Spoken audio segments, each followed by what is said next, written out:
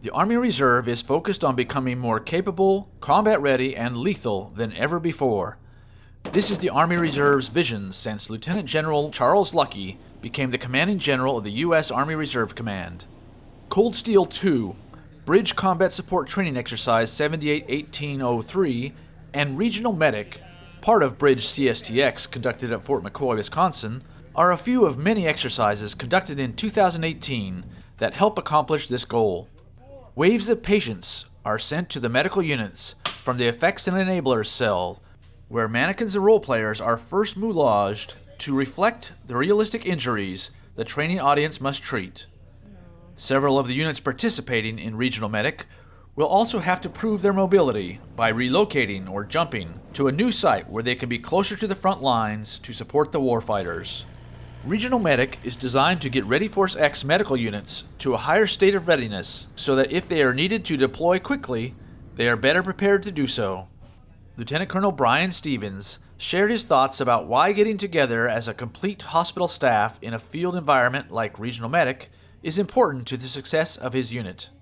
It's definitely elevated the significance and the priority of making sure that we get good training while we're here at Fort McCoy.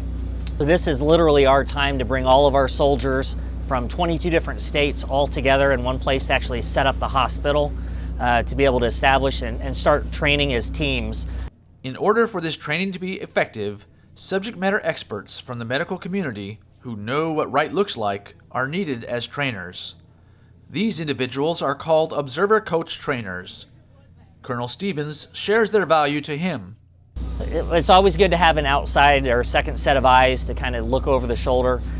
We truly have a greatly skilled staff here, but to have an outside perspective is helpful as well. The OCTs are supposed to be familiar and current with the most recent doctrine and the hospital operations procedures, so to have them to be able to interject and to kind of manage some of the simulations and the patient flow as well. Caring for service members on the battlefield and getting them back into the fight is every medical professional's goal. Medical Readiness and Training Command has a wealth of realistic scenarios, mock injured patients, and OCTs to challenge the medical units participating in Regional Medic. One of the tasks for Regional Medic is for the caches to be stressed. We have supplied beyond their capacity to the point where the caches have had to make some really tough decisions, and they have handled that to the best of their ability. So when we stress those areas, where are we seeing give? Where are we seeing that? And without supplying a real stress environment, we won't be able to assess that.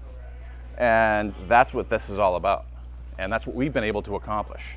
The Regional Medic Training Task Force included approximately 225 personnel from MRTC and Western Medical Area Readiness Support Group, serving as observer coach trainers and support staff for the training audience of approximately 2,100 medical personnel in 25 units assigned to both the 807th and 3rd Medical Command deployment support. Colonel Mark Worley, MRTC's Chief of Operations, explains the importance of the training provided at Regional Medic. As far as building readiness in the Army Reserve units, it's the only training platform that exercises from a medical brigade down to the lowest level, all the downtrace units. We also expand that opportunity as high up to the operational command post, where there's no other training platform that does that when you talk Regional Medic and Global Medic. So it is a premier training site. The Medical Readiness Training Command is an integral part of General Luckey's vision to provide the most capable, combat-ready, lethal reserve force in history.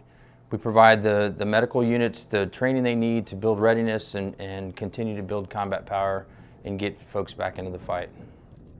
The combined exercises within Bridge CSTX include more than 11,000 service members from nearly 200 units across the country, conducted throughout the month of March. Reporting from Fort McCoy, Wisconsin, for Army Reserve Medical Command Public Affairs, I'm Sergeant First Class Kenny Scott.